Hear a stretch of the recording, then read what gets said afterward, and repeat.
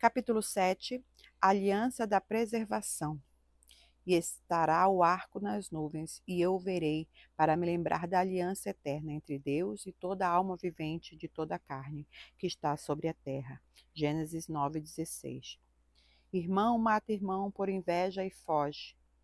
Essa notícia, infelizmente, permeia os noticiários de nossos dias. Já é lastimoso ouvir a respeito de tantas mortes, e é mais triste ainda ver membros de uma mesma família envolvidos nesse tipo de crime. Lamentavelmente, esse trágico quadro não vem de hoje. Na verdade, na primeira vez que um irmão mata o outro, os pais tinham acabado de sair de um paraíso. Quem noticiou a morte não foram os jornais, mas a Bíblia Sagrada, no 4º capítulo de Gênesis. E falou Caim com seu irmão Abel. E sucedeu que, estando eles no campo, se levantou Caim contra o seu irmão Abel e o matou. Caim era o irmão mais velho de Abel e filho de Adão e Eva. Foi concebido por sua mãe já fora do jardim do Éden e se tornou lavrador da terra. Um dia, ele e seu irmão foram ofertar ao Senhor. Não há registro de quem os ensinou tal prática, mas acredita-se que ela pode ter sido herdada de seus pais.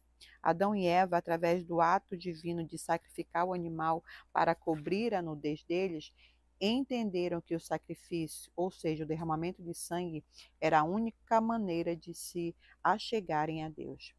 Sabendo disso, Caim e Abel estavam prontos para se aproximar de Deus também, mas o coração dos dois era totalmente diferente. Abel decidiu não apenas apresentar a Deus uma oferta qualquer, mas o melhor. Ele ofertou dos primogênitos do rebanho, dos primeiros frutos. Para Abel, Deus merecia receber das mãos dele a prioridade, o primeiro lugar. Caim, diferentemente de seu irmão, não trouxe nada de especial. O seu coração simplesmente estava agindo como quem cobre uma obrigação, algo frio e sem vida. Deus se agradou de Abel, mas não de Caim. Sempre me questionei muito a respeito dessa história, pois não conseguia entender plenamente por que Deus rejeitou o sacrifício de Caim. Mas, estudando o texto, é possível encontrar respostas. Subtópico: sangue versus suor. Uma vez que o próprio Deus havia demonstrado que o derramamento de sangue era o meio pelo qual o homem poderia permanecer vivo e diante dele, um princípio havia sido estabelecido. O homem se achegará a Deus através do sangue. Abel creu em Deus e naquilo que ele havia estabelecido e ofereceu a Deus o sacrifício que lhe agradava. Ele creu no poder do sangue para aproximar o pecador de Deus. Caim, todavia, não respeitou esse princípio e insistiu em oferecer a Deus do fruto da terra. Ele quis se aproximar de Deus sem sangue, inventando o seu próprio caminho. Enquanto Abel ofereceu sangue, Caim ofereceu suor. Como consequência do pecado, a colheita seria algo penoso e exigiria o suor do rosto do homem. A terra amaldiçoada seria regada com o suor do homem para que ele conseguisse extrair dela o seu sustento. Alguns teólogos defendem que Caim ofereceu o fruto da terra por ser um lavrador, porém esse argumento não pode ser sustentado. Na Bíblia, é possível percebermos que é apenas no sentido de dízimos e ofertas que cada um deve oferecer do fruto do seu trabalho. Por outro lado, sacrifícios que visavam expiação e aproximação de Deus exigiam sangue. Essa diferenciação fica ainda mais ressaltada quando, no tempo de Moisés, ainda que uma pessoa trabalhasse com a terra, ela teria que adquirir um animal para oferecer ao Senhor como sacrifício. O texto de Levíticos é claro ao declarar: porque a vida da carne está no sangue. Eu vou-lo tenho dado sobre o altar para fazer expiação pela vossa alma, porquanto é o sangue que fará expiação em virtude da vida. Caim quis chegar a Deus através de seu esforço, da sua própria maneira, ou seja, do jeito que mais agradava a ele mesmo. As pessoas insistem em dizer aos quatro ventos que todos os caminhos levam a Deus. Porém, essa é uma mentira diabólica e mundana. Todos realmente serão levados diante de Deus, mas o importante é saber qual sentença Deus trará a cada um quando estiverem diante dele. Caim e Abel se aproximaram de Deus, mas um foi aceito e o outro rejeitado. Um foi abençoado e o outro advertido. Um foi reconhecido como justo e o outro como assassino. Todos os que tentarem se aproximar de Deus oferecendo suor, o fruto de sua força e trabalho, serão rejeitados por ele. Há apenas um caminho para Deus, e esse é através do sangue. Então, pare de tentar mostrar a Deus as suas obras no intuito de agradá-lo por aquilo que você faz. Creia no poder do sangue derramado, o sangue do inocente, do Filho de Deus, que se entregou por você na cruz do Calvário. Caim, irado por Deus não ter aceitado sua oferta, se levantou contra o seu irmão. Este é um princípio que está vivo até os dias de hoje. As pessoas ficam iradas com Deus, mas se vingam em seus semelhantes. O coração afastado de Deus também está afastado de seu próximo. O apóstolo João deixa isso muito claro ao declarar: não sejamos como Caim, que pertencia ao maligno e matou o próprio irmão. E por que o matou? Porque o que Caim fazia era mal, e o que o seu irmão fazia era bom. Meus irmãos, não estranhem se as pessoas do mundo as odeiam. Nós sabemos que já passamos da morte para a vida, e sabemos isso porque amamos os nossos irmãos. Quem não ama está ainda morto. Quem odeia o seu irmão é assassino, e vocês sabem que nenhum assassino tem em si a vida eterna. Antes de Caim atacar Abel e o matar com suas próprias mãos, ele já o havia assassinado em seu coração. Suas mãos só realizaram aquilo que já havia acontecido em seu coração e arquitetado em sua mente. É preciso atentar ao texto para não perder a essência de todo o ocorrido.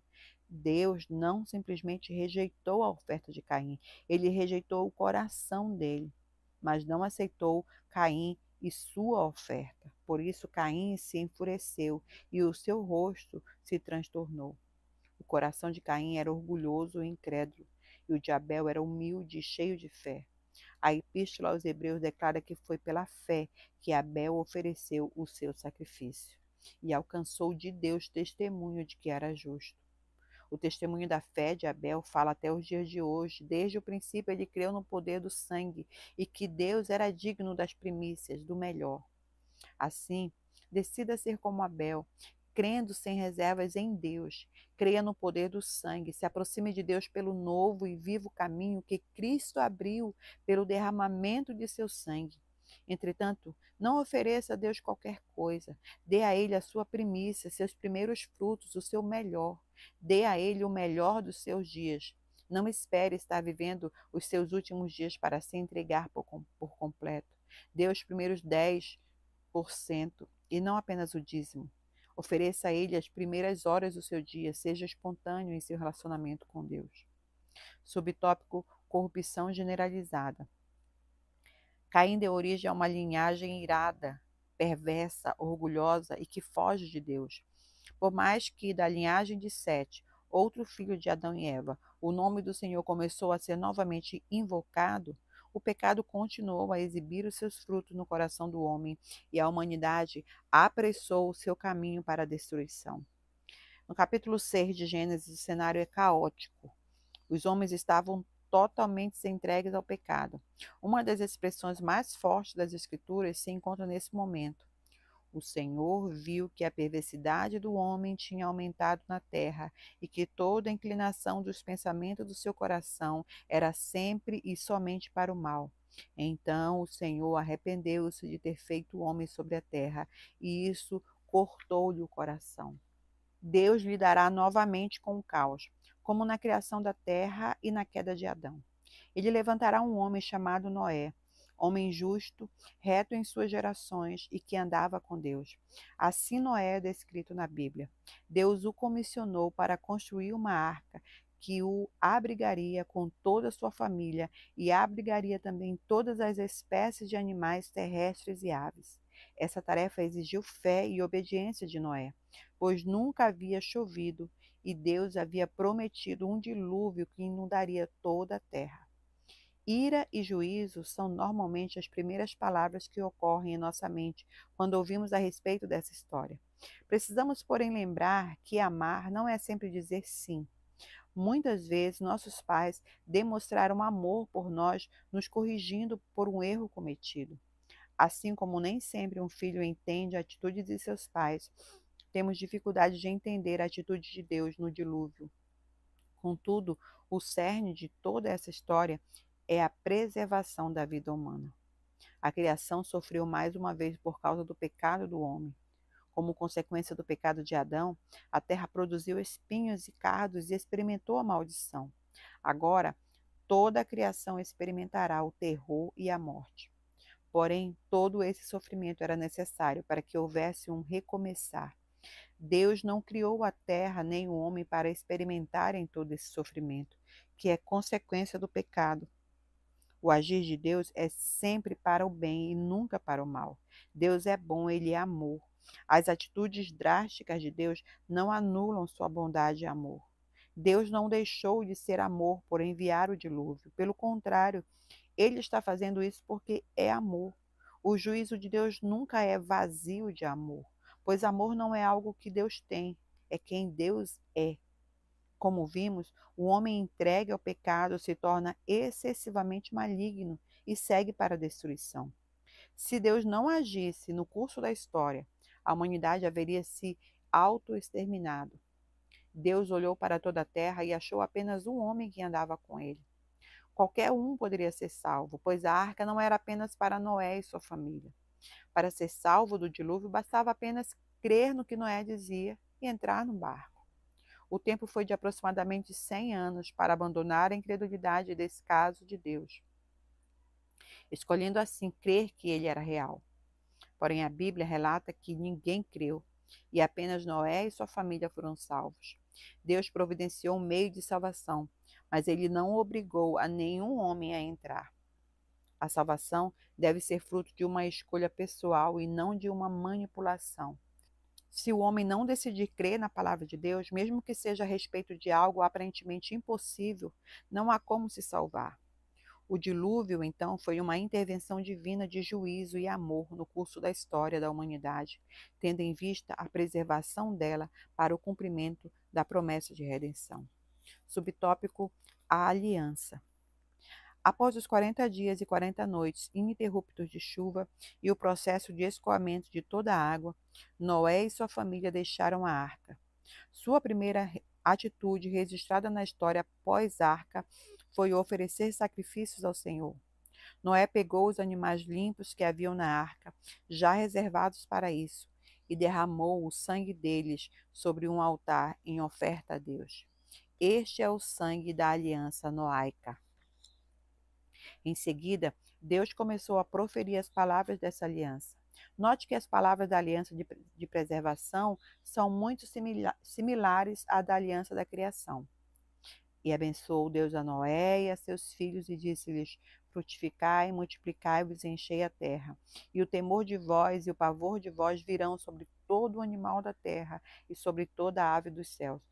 Tudo o que se move sobre a terra e todos os peixes do mar, nas vossas mãos são entregues. Mas vós frutificai e multiplicai-vos, povoai abundantemente a terra e multiplicai-vos nela. As mesmas promessas de bênção que foram proferidas a Adão e Eva, agora foram endereçadas a Noé e sua família. Isto nos prova que Deus não mudou de ideia em relação ao homem. Não se arrependeu no sentido de mudança de direção ou mente. Deus deu continuidade ao seu plano original para a raça humana. Noé agora deveria ser esse representante de Deus na terra, tendo domínio sobre toda a criação, debaixo da orientação de Deus. Tudo o que Noé precisava para cumprir a expectativa divina já estava liberado sobre ele, através de cada bênção proferida por Deus nessa aliança. Cabia a ele apenas obedecer, ou melhor, permanecer em uma posição de obediência. Essa aliança é uma das mais abrangentes, pois incorpora não apenas Noé e sua família, mas também todos os animais e toda a criação. Isso revela que o plano de redenção atingirá não apenas os homens, mas toda a terra. Há um envolvimento íntimo da redenção do homem com a redenção da terra. O apóstolo Paulo escreve aos Romanos que a criação geme aguardando ansiosamente a manifestação dos filhos de Deus. A própria terra experimentará uma transformação com a consumação do plano de redenção. A essas promessas é acrescentado um juramento maravilhoso. E o Senhor sentiu o suave cheiro, e o Senhor disse em seu coração: Não tornarei mais a amaldiçoar a terra por causa do homem, porque a imaginação do coração do homem é má desde a sua meninice. Nem tornarei mais a ferir todo vivente como fiz, enquanto a terra durar, sementeira e cega, e frio e calor, e verão e inverno, e dia e noite não cessarão. E eu convosco estabeleço a minha aliança, que não será mais destruída toda a carne pelas águas do dilúvio, e que não haverá mais dilúvio para destruir a terra. Junto com a promessa e o juramento de preservação, Deus proclama os termos dessa aliança. Deus jurou preservar a humanidade, mas o homem deveria ser o seu cooperador. Pela primeira vez nas Escrituras é inserido um princípio legal, ou seja, um princípio que visa reger a conduta humana. Quem derramar sangue do homem, pelo homem seu sangue será derramado, porque a imagem de Deus foi o homem criado. O objetivo é a preservação da vida. O homem é autorizado a exercer juízo sobre o assassino, sendo um agente divino de justiça e preservação. Caim foi o primeiro assassino, mas depois dele, esse tipo de maldade se multiplicou a tal ponto que vemos um dos seus descendentes se orgulhando de ter matado pessoas. Para que o homem entendesse que Deus respeitava a vida humana, ele o ensinou através desse termo de aliança que o assassino deve receber a justa punição de seu ato, se tornando um exemplo para todo aquele que quisesse trilhar o mesmo caminho.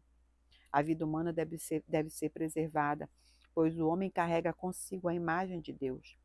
Por fim, para que não haja dúvidas em relação às promessas que fez, Deus insere na criação algo que não existia. O meu arco tenho posto nas nuvens, este será por sinal da aliança entre mim e a terra. E acontecerá que quando eu trouxer nuvens sobre a terra, aparecerá o arco nas nuvens.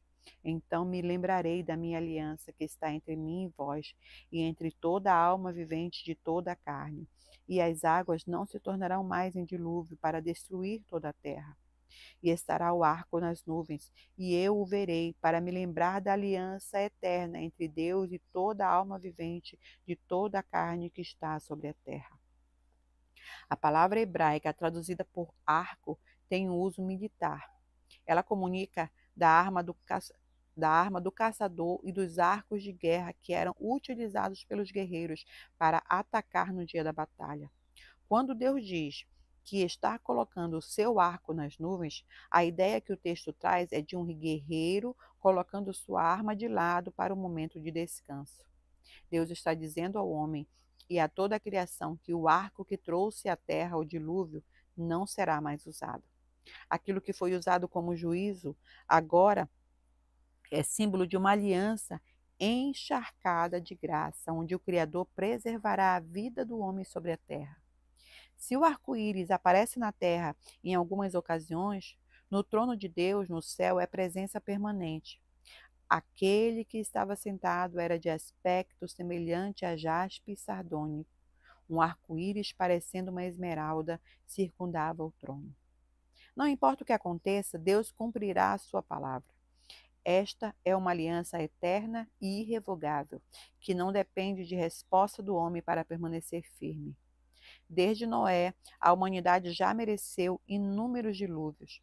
As atitudes dos homens entregues ao pecado já se multiplicaram sobre toda a terra, mas Deus não tornará a destruí-la pelas águas do dilúvio. Ele abriu mão do seu arco e derramou sobre nós sua graça.